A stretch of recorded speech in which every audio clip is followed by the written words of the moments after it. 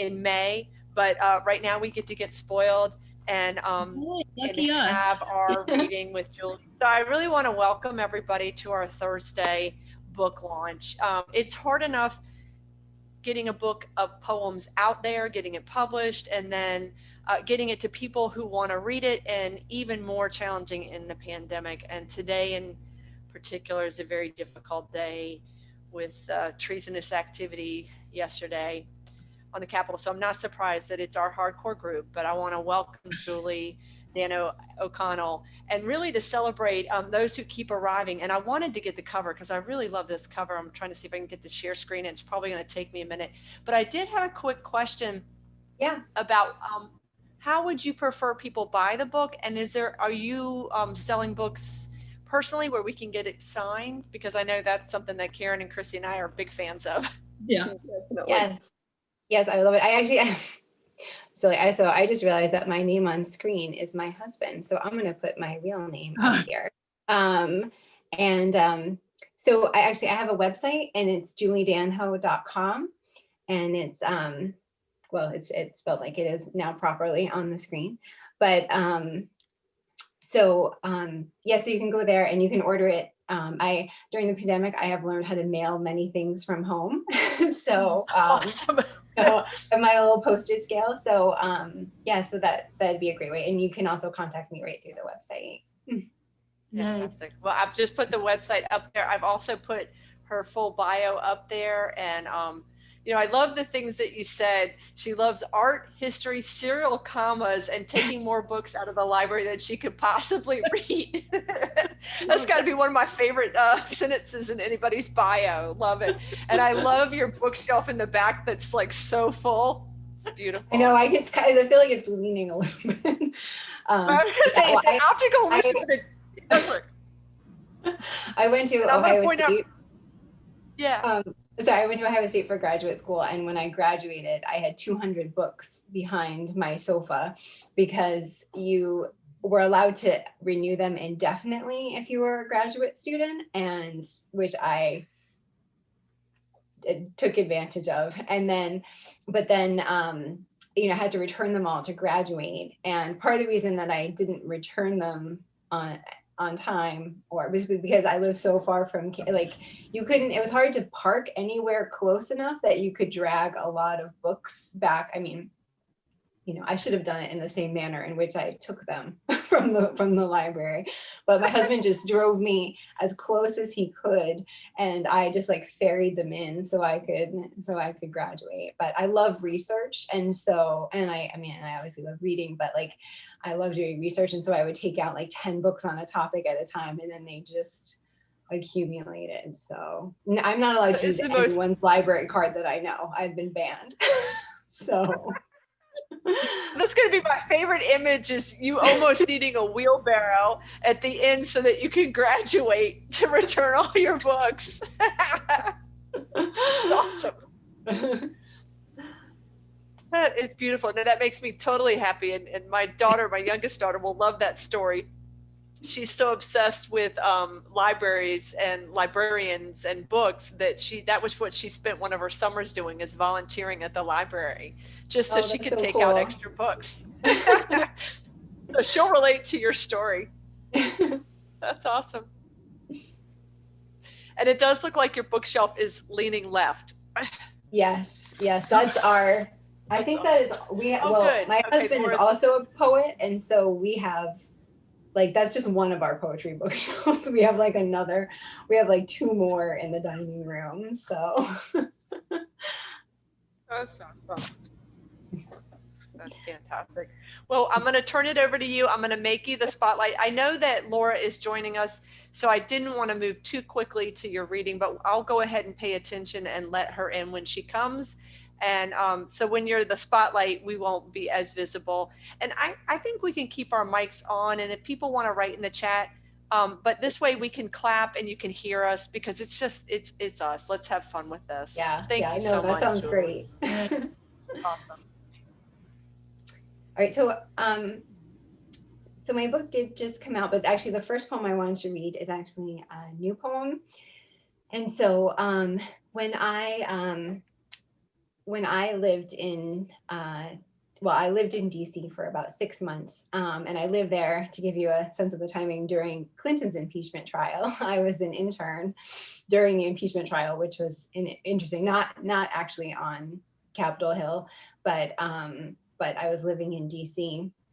And I'd been back a few times, but we took my daughter back last year, which was kind of a weird experience because I love DC and like the majesty of it, but it was also Trump's DC. And so it felt really weird to be back there. And so, but one of the things that she loved best was the security bollards that they have up in front of all of the buildings. And she would just swing on those all the time. And so, so this poem is called Ode to the Security Bollards of Constitution Avenue. And it starts with an epigraph from a DC magazine called Metro Connection. And it says, each bollard is a highly engineered piece of steel meant to withstand an 8-ton truck barreling at it at 50 miles an hour. My daughter runs up like you are soldiers returning from war, flinging her arms around your poles, swinging down your single file, head thrown back to the sky, inciting others to drop their parents' hands and follow your lead. We drove 400 miles so she could tour the halls of the Capitol, climb the steps of Lincoln's Temple. Yet it's you she loves best. All along the mall, she finds your variations in silver, in copper, even preening in green Greek columns with the congressional seal, and never questions why it is you're here. When I lived in this city, I'd visit Rockets and Pollocks without emptying the metal in my pockets. But that was years before she was even an idea, before they planted you in neat rows around everything worth ruining. Now my child treats you like her playground, and I keep quiet about what you're for, how deep you're driven into the ground. Oh, wow. That poem is almost prescient. It feels like it was. Thank you. Wow. Thank you. Thank you. And you wrote that before yesterday? This wasn't something you Yeah, wrote I wrote that at the end of last year. I think we went in. It was her spring break in like April 2019 that we went. wow. I know, because when I was talking about the reading tonight, my husband was saying, well, do you have any political poems, that you would want to read? And I was like, no, I don't. I've been so used to reading from the book. And then I was like, I have written poems since the book. So. Yeah. No, I think it was the perfect one. I hope that you've posted that, and I hope it's already been published, but that is very powerful. I would love to see that in Split Rock Review, or it was in Sugar House Review. Awesome. It came out in the spring. Okay. Yeah, I would reprint it because I really think it resonates so deeply. And the whole issue of how to talk to our children about these times, and I know, thinking back to how much their lives have changed. I mean, think about going to school and they've had to run, active shooter drills, and they have such a different concept. And you remember a time where you could walk through with metal in your pocket, and now things have changed so much. I know. At one point I realized I was like, Obama was all my daughter knew of a president her whole life, until Trump. It's like, it's just and such a different feel to it, and how and having a child who is non-gender conforming, and having to navigate that in the years of Trump, and just the language of hate, and having to explain that that's not what we hold true, and obviously would rather have a different president. So grateful that January 20th can't come soon enough. But that was a lovely poem, Julie. I love how powerful. It was very subtle how you moved into that place of reality and that power of, wow, that's the last one was awesome. Yes. Yeah. Thank you. It was beautiful and so moving. Hey, Malika, Laura's having trouble getting in. Yeah, I'm letting her in now. I just saw that, Karen. I was distracted. I was too into the poem. So I'm so sucked in. If you see me looking down, I'm sending messages to people to tell them to come you're in. missing out. Like if my eyeglasses are lighting up, it's because I'm looking at my phone going, oh, okay, yeah. You even sent me Thank a you. message that said Laura can't get in, but I was too sucked into the poem. All right, Julie, this is why we have to mute me. Julie, I was just trying to not make too many sounds while you were reading because I'm a sound maker when people are reading their poems, and that, oh my gosh, that was beautiful. Oh, thank you. I do miss that about Zoom. I mean, I know when it's a bigger group, things have to be muted, but it is nice to be able to interact and hear people's reactions. And Yeah. that is something that's, it's really nice. Yay. And Laura, welcome. You're here just in time.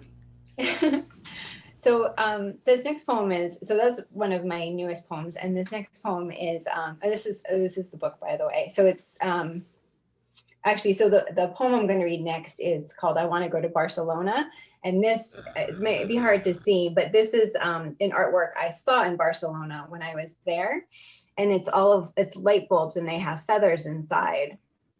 And when I had gone, I had seen this beautiful exhibit, and there's actually a poem about the light bulbs too in the book. But I had emailed the artist and said, I just got this book accepted and I saw your artwork and there's a poem about it in the book, and would you be willing to, I didn't even know if he spoke English. I mean, he was in Barcelona and didn't know me from anybody. And he was so lovely and gave me permission to use. He was like, oh, sure, just use it. And it just made me so happy to have his work on the cover. So when I was planning to go to Barcelona, it was right around the time there was a lot of different attacks in Europe, especially in Paris. And so this was about trying to decide whether or not I should go. And I apologize if I butcher any of the non-English words. So I want to go to Barcelona as planned, so I can eat tapas at La Bucaria and look at Picassos and Moreaus and a fountain calder made of mercury before we knew mercury harmed the brain and heart. I bought my ticket after the bombings at the Stade de France, the massacre at the Bataclan. I picked Spain over France to feel safer, but that was before the airport blew in Brussels and the subway too. And yes, statistically, the risk is so minuscule, I'm more likely to drown in the tub or get hit by a bus in Providence. And yes, every day thousands die in less spectacular ways that we pass over like a jet above land. But reason isn't what I feel when seeing teary photos of the victims than x-rays of the nails in their lungs. This fear is a beach ball I hold underwater as long as I can. Last night, my daughter played in my empty suitcase, pretended it was a plane. Oh, Wow. oh. Oh. Fear is a beach ball that I hold underwater. Wow. And that is just so visceral. It's so embodied. And again, that final image of your child in the suitcase, Julie, that's just gorgeous. She was in kindergarten then, and I didn't realize when I planned the trip that the first Sunday I was going to be gone was Mother's Day, because Mother's Day was really early that year. And she was devastated. And she told all the little kids in her kindergarten class that I was leaving her on Mother's Day. Oh, and she came home. She had an envelope with like all of like notes from the kids saying, I'm sorry you're not going to be here for Mother's Day. Like, oh no, Julie, that's horrible. It was pretty heart-wrenching. So. You packed that bag full of guilt with more stuff. That's horrible. Because I went with my sister, and so my husband and my daughter stayed home, and Yeah, she was not happy. She still brings it up sometimes. I know. Nice. Yeah. The Oh my scars are heavens. real. Yeah. Well, and kids will say stuff like that that just catches you off guard. And that's, it was shared with the entire class. That's awesome. That's so much. This reminded me, my daughter, when at church, she was probably 5, maybe kindergarten or right at pre-K. And they said, does anybody have any joys and concerns to share? And she stood up and said, my mom flushed my goldfish down the toilet. And everybody looked horrified. And I was like, in my defense, it was dead. It was a burial. It was appropriate burial. But the way she said it was like shocking, and everybody went quiet. Awesome. Awesome. Oh, that's great. Oh, thank So it's probably my last political-ish poem, I guess. So this is one of the oldest poems in the book, and I actually wrote it. So I'm Lebanese and Syrian, and my best friend growing up was not, but she was always in our house, and I knew how to swear in Arabic and ate a lot of Arabic food, and so but she ended up marrying a man from Lebanon, and she moved over there not that long after 9/11. So it was a pretty tumultuous time in general, and she was getting married, and I had decided not to travel there for the wedding, which I felt tremendously guilty about. And so this poem is called Old Country. It might be helpful to know Sita means grandmother in Arabic. Debki is like a traditional Arabic dance. I think that might be. That's one of the names of one of my favorite restaurants in Raleigh. Oh, really? Yeah. Grandma's. Yeah. Yeah, so I think that's all the Arab words in here. So this is called Old Country. The bomb went off in your day, my night. I wake to dust, not yours, for the newsman doesn't say American, doesn't say woman, and the words not said are those that let morning begin. Beirut was just a myth until you left, a land my Sita fled, then closed her mouth around. It's different from the rest, you said, as if a country small as Connecticut could ignore its neighbors knocking, as if tribal feuds were not interred in shallow graves, and I had not conspired with the Maronites, the Shiites, the PLO, on reasons why you were wrong to go. When you threw the ocean over your shoulder, you vowed to stay a year or two, just until his visa came through and he could wander midtown without his crucifix on show. Now, every Saturday, his relatives sweep you into weddings at beach resorts, nights you fold into airplanes to chiffon across my lawn. But how can I revel in these brides who arrive on thrones, or their hired flame eaters, or their 8-foot sword-cut cakes, or the 700 shots of Eric in their honor, when with every Debki, you retreat further into the dark's full skirt. They've taught you to smooth into a leg, a kick, a forward stomp, those same steps my mother steps until her wedding film unspools. My friend, time runs backward to avoid its end. It's nearly Valentine's again, 1 year since the death of Hariri, when the streets bared their teeth, fossilized in the rubble. The protests you pretended not to attend are over, and the revolution's ire has grown as rare as the cedar. But don't tell me bombs are just for the marked, for these days only begin that way. Months from today, you'll ride side saddle to the cathedral, near diamonds blazing above Romans fallen on Phoenicians, above Arabs soldered to Ottomans, their hoary cities all hot for resurrection, one good detonation. Among these bones lie maids of old Rome, who gave their lives as decoys for their brides. How startled they be to find you in strata of lace and silk. No one to walk first, no one to hold down the road, that tries to rise as you pass. Wow. What's really, I mean, what's so crazy about that poem is I could have written that poem 2 months ago, because after the, like the Hariri, Hariri was the father of the current Hariri who's in, who was in power in Lebanon. And then they had just had that explosion over the summer and everything. So it feels terribly relevant. I was just going to say, again, I say the poem is prescient. There's that sense of like nowness, Mm-hmm.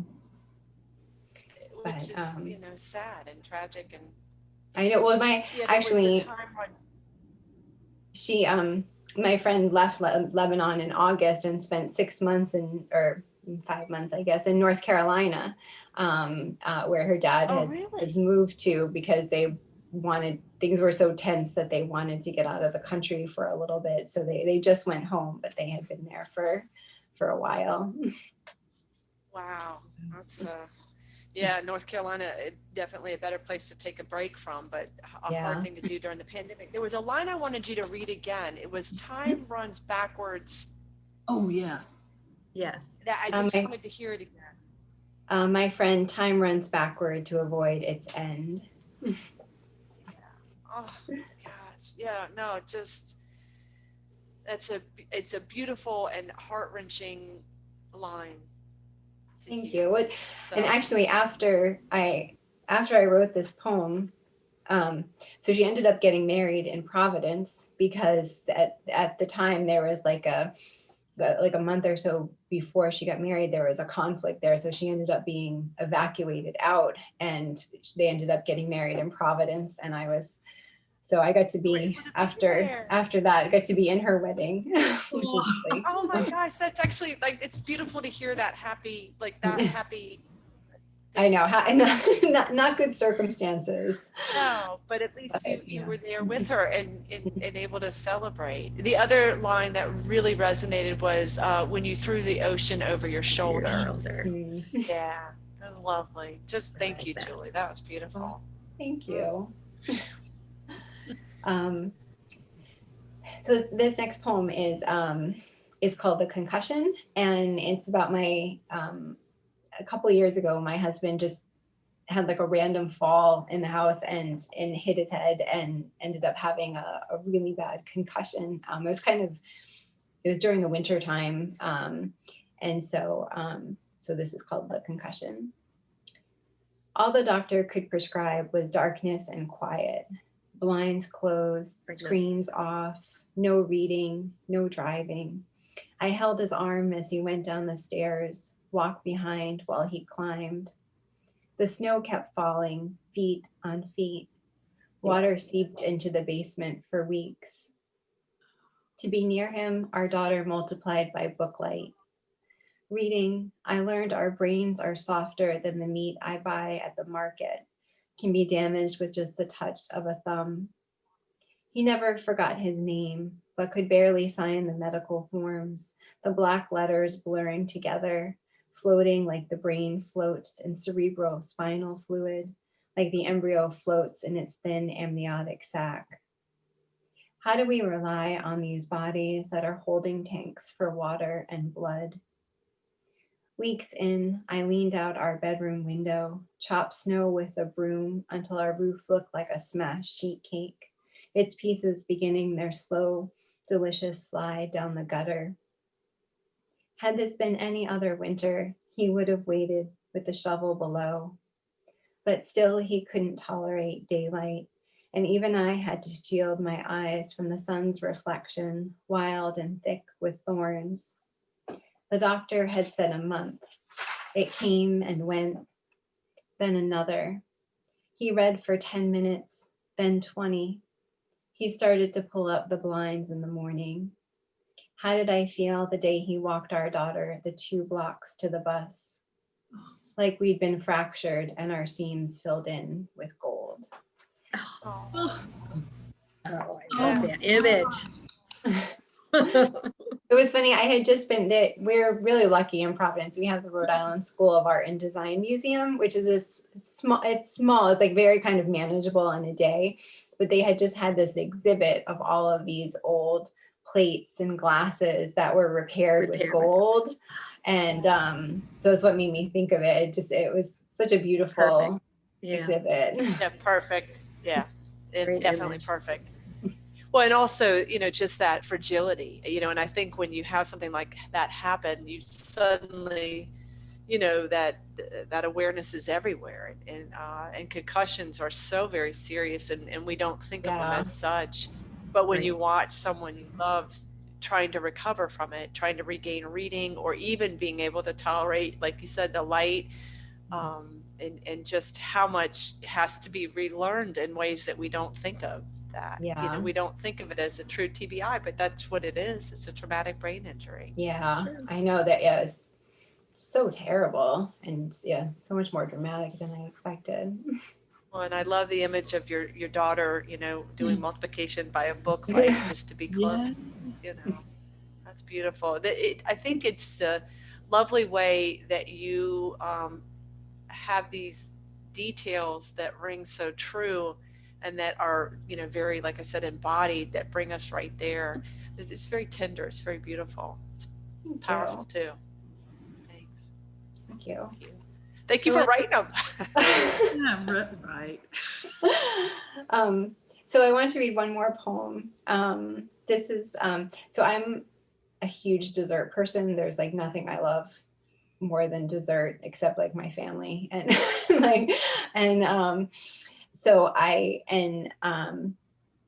so whenever I go to places, like my favorite place to visit is a city usually. And my sister lives in New York. And some of my friends, so we go there, and and so she had told me like there's this place to get the best chocolate chip cookie in New York City, and so so of course I had to go, and so this poem is called "The Best Chocolate Chip Cookie in New York City." In case there's a line, I show up at 7, but the man at the counter says the cookies won't be ready until 11, and by then I'll be on the train, nearly halfway back to Providence. He and the dozen people behind me are waiting, so I quickly choose a ham croissant and a blueberry muffin glittering like a hotel lobby chandelier. The shop's a dab of yellow on the block. Its only seats along the front window where I sit and look at bleary people stopped at the bodega across the street, touching apples and mangoes until they find the ones most untouched. With my first bite, the croissant comes undone, its shawl falling to the floor. I break off the peak of the muffin and hear the sugar overfill the valleys of my back teeth. I'm trying not to think about how it must taste, the best chocolate chip cookie in New York City. How big, how warm, how it would have collapsed in my mouth, traveled my blood, made wild pinwheels of my cells. How much time have I lost hunting perfection? Once, before cell phones, before the days when cars couldn't linger outside the airport doors, my plane was delayed on the runway for 4 hours. And my husband, before he was my husband, waited for me in his cramped Plymouth, battered from years of lake effect snow. He just waited, reading a book, turning on the car every so often to listen to the radio. When I finally arrived, he was surprised that I thought he'd be gone. He said no one asked why he was there so long or what it was he was waiting for. Oh, I love that. That's awesome. Yeah, that's awesome. And, Laura just wrote, I could not believe he was there. Oh, that's astounding. 4 hours waiting. And Laura wrote in the chat section, made wild pinwheels of my cells. So that was one that really struck you. And suddenly I was wondering, what exactly is that really the best chocolate chip cookie? What is in that cookie? And where do you get it? Next time I go see my sister. I can't even remember what the name of the place was. Yeah. See, that's your sister already had a Christmas present. A whole dozen of those cookies sent to you would have been perfect. Yeah. But I love how it moves then to, your husband waiting, and that's beautiful. That's awesome. Thank you so much. I like So too that poem had a sense of, that real sense of humor. It was delightful. I like that. Thank you. Thank you. Well, normally we do questions now. So if people want, I know a lot of times we're very curious, Julie, about people's process, and it sounds like you write a lot for work. And so, is that something that has been harder because now, so much work is done in front of a computer? Have you been writing more during the pandemic, or has it been about the same or less? Well, it's kind of interesting because I get up at I used to get up at 5:30 in the morning to write because I'm a morning person, and if I'm ever going to get anything done, I have to do it before I go to work and write all day. And so I've been able to sleep in a little bit longer because I don't have a commute anymore, even though my commute was not very long. It was, only like 20 minutes, but I was still at work earlier than I have to be, if I'm just sort of at home. And so in that way I've had a little bit more time, which has been nice, but I'm also like a very kind of regimented person sometimes, and having having everything be in one place is also a little bit harder than being able to separate things out. And I really love going to coffee shops and having a coffee out and having a treat and just sitting down and writing for a couple hours. And I find spending that kind of dedicated time at home is harder than it is when you can get out of the house. And I really miss going to museums and stuff like that, and then sitting in the cafe and doing some writing, or kind of being out and getting that external seeing things. Exactly. Yeah. But it's kind of been mixed. That makes complete sense. Yeah. That makes complete sense, because you were talking right before everybody else came on about coffee shops kind of being a place that you wrote. That was kind of part of your whole experience, and that external stimulation is key sometimes for that spark. Yeah, I love going alone, but having other people around, I don't know. When also you talked about that one poem where you got the gold, with the repair, and how poems you kind of are sparking off of things that you see that fit in with what you're working on, so that makes complete sense. Yeah, I have a lot of poems in the book about art, and I've spent a lot of time sitting in galleries just taking notes and and stuff like that. And I think when I was in school, I did nonfiction and poetry, and I don't really like writing about myself so much. I'm more interested in, at least in nonfiction. But I love doing the research. So I love seeing a piece of art and then going and researching it. And actually I have a poem in the book called Ode to My Pink Bathroom. And I was trying to figure out a way to love our pink and cranberry bathroom. And so because we live in a house from the 50s. And so I did all this research on pink bathrooms. I found one that there's people out there who are committed to pink bathrooms that love them. But I was how did this, who thought this was a good idea? And so it turned out it was Mamie Eisenhower, who she had, I guess she had a stick that she had pink, lime green, and cream on, and she would take it as she and her husband traveled and as a military family and lived all over the place. Wherever they lived, she would set up their house in these colors so it would feel familiar. And so she did the same thing when they got to the White House. And so her pink bathroom inspired all pink bathrooms across America. And my aunt has a lime green bathroom, so I'm assuming that's also where that came from. Okay, that explains the 50s colors. So that was really interesting. And but it's funny because the part about the stick, I couldn't make it. Sometimes I have to cut stuff from the poem that I really love. It just didn't fit in there. But the actually was a pink color called First Lady Pink. And so wow. I know, I love that detail, but no, that's fantastic. Yeah, you strike me as somebody that follows that Yeah. Yeah. But the Awesome. craziest thing was, so we had this bathroom for years, and you know, and we had asked about, like, you know, how much it would be to remodel it, but then we found out that it was lead, because they used to make Of right. course. tile out of lead, and so it was going to be, you know, this whole, and so we're like, forget it, we'll just leave it, like, it's in good condition. So after I got the poem accepted, like 2 weeks later, we had a leak in that bathroom, and there's no access behind the chimney was behind the faucet, like the faucet for the shower. And so they had to break into the tile. And so because Rhode Island has a law where you have to put the tile back as it was, and if you can't, you have to pay to replace all of the tile. So What? yeah, so they ended up gutting our entire bathroom was tiled. Like, it wasn't just the thing, it was like the whole bathroom. And so they had to rip out the entire bathroom, and then we had this, like, you know, my daughter had to move out for a week. I mean, it was crazy. But yeah, but I always felt it was really weird, because it was like right after that poem was taken that we had, like, the whole bathroom was destroyed. So, Whoa, that's Weird. I love it. You need You finally follow-up details reconcile. for some of your- That's awesome. And then what happened? See, then we need and then what happened with Julie's poems? That's I awesome. know, right? There needs to be like an edition. Second edition of the book has the stories with each poem, right? Oh, God.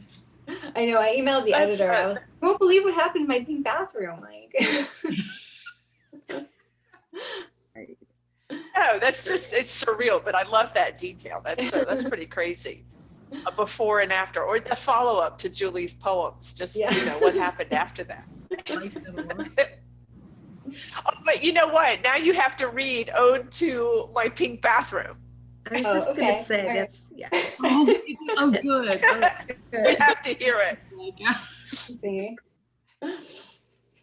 Ode to My Pink Bathroom. By the way, I've only ever written 2 odes, the security bollards one and this one. So, how long I've tried to love you.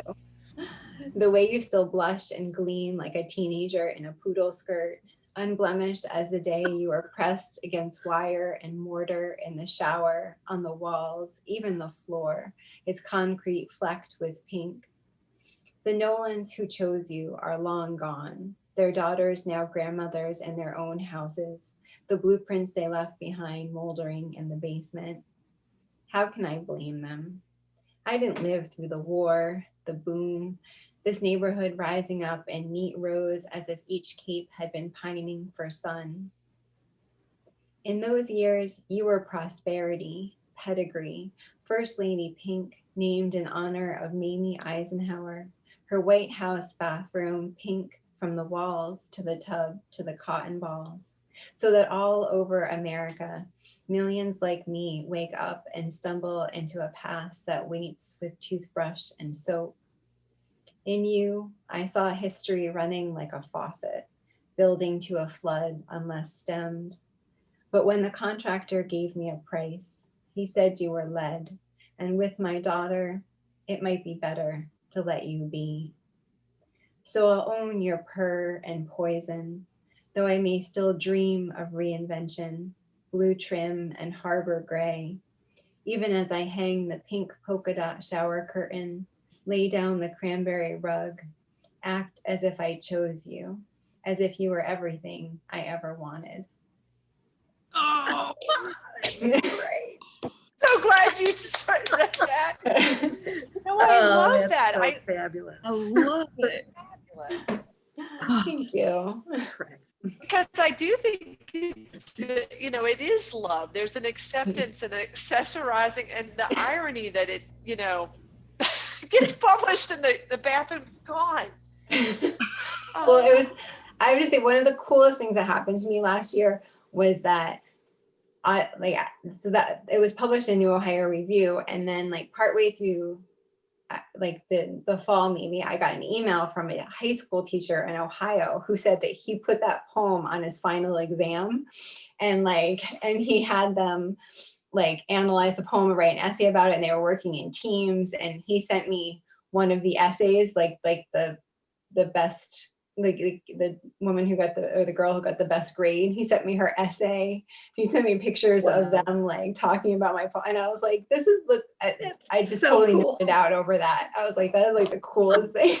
It's awesome. That's incredible. That's awesome. See what that pink bathroom brought you? It's fantastic.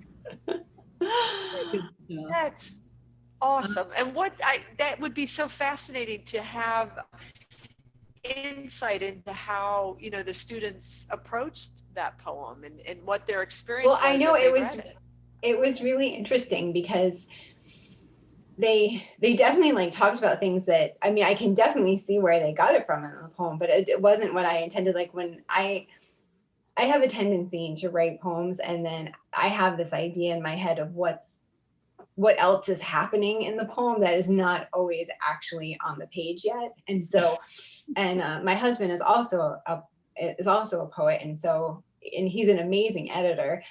And so we'll work, we work together on things, and then he'll read the poem and I'll be like, well, this is what I meant. Like, did this come across? And he was like, no, like, he's like, that's a great idea, but that's not here, and I'm like, but can't you, like, and he was like, no, it's way too subtle. He's like, you're not, and so, and like, when I was writing that poem, I really wanted it to be about like, kind of like the acceptance of like in America that, that wasn't what I thought. And, a little bit, and like, but they were talking so much about gender, which isn't, which makes sense, but isn't like what I, and some of it was a little bit, I was like, oh my God, that isn't what I meant about, accepting your own like gender roles, kind of thing.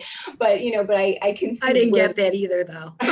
So, Yeah. but it was interesting to see, Well, and people bring their selves into a poem, and things do start to move, right? And poems, even if we think that we're directing them, they have plans of their own sometimes. And Yeah. I love the process that you're able to, dialogue with a partner and say, this is what I meant. Is that coming across? I think that balance between subtle and more obvious, and then also that journey of what we think we're writing about, and then later sometimes coming back and go, wow, I was actually working on something else in there too.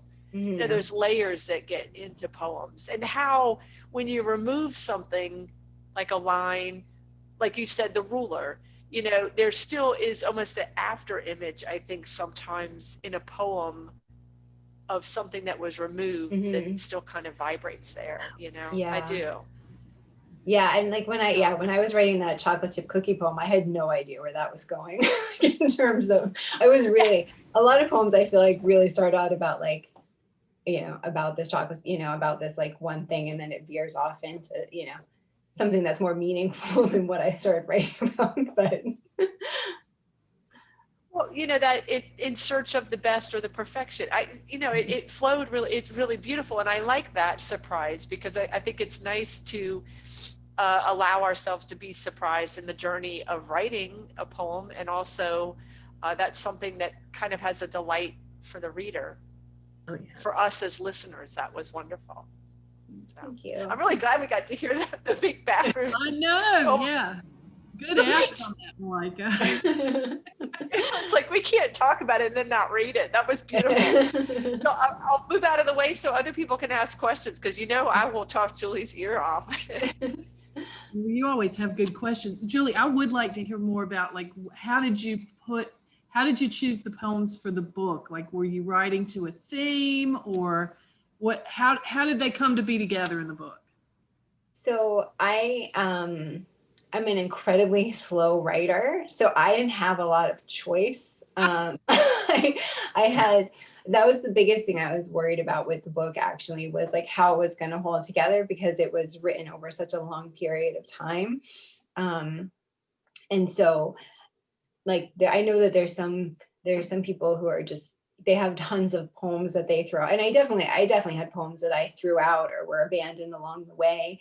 But, you know, I feel like I had a smaller set to work from, because I tend to like grind away at poems until like I have a hard time giving up on them. Like if there's something I really want, you know, I'll do like 50 drafts of it, and you know, and really like I'm not even sure it's done yet, but I was working on a poem the other day I wrote on the eve of Trump's inauguration. So and I was coming back to it, and you know, Can go full circle.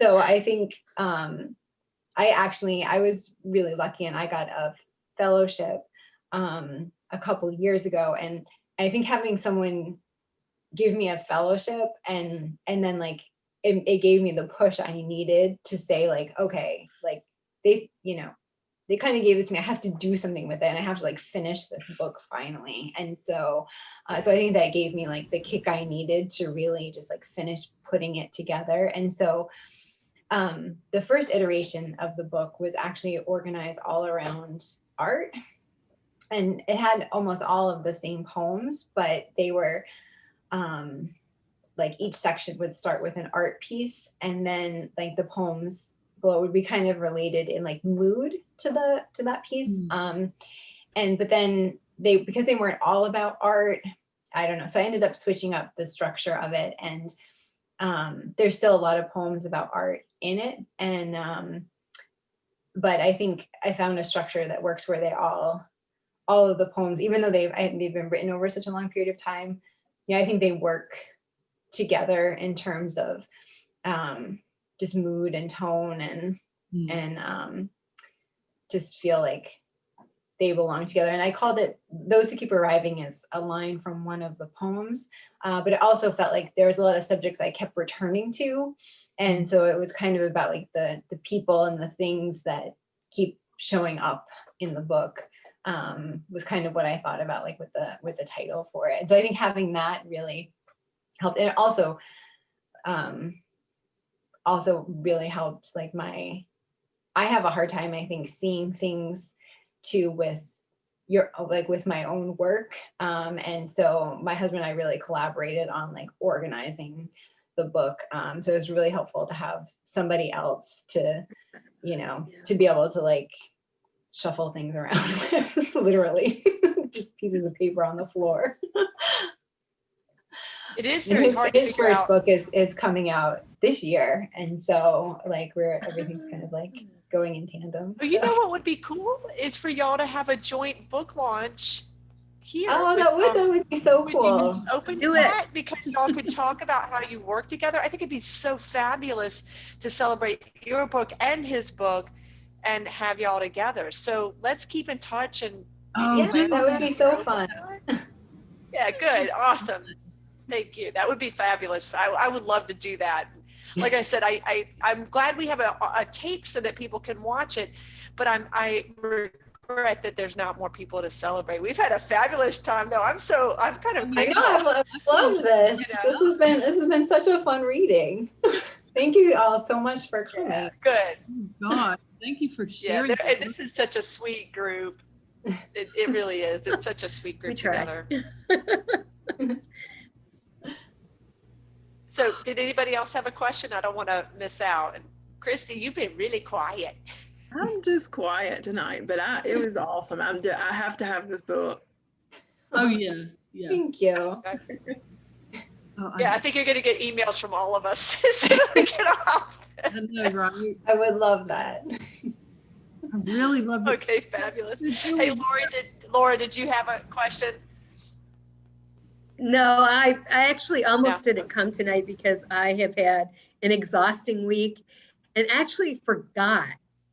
Was talking on the phone with a friend of mine who had open heart surgery like the day after Christmas, and he's in rehab now. So my mind was in another place. And it's like after a couple of weeks of not coming for Thursday, I forgot what day it was. So it's amazing that I'm even here.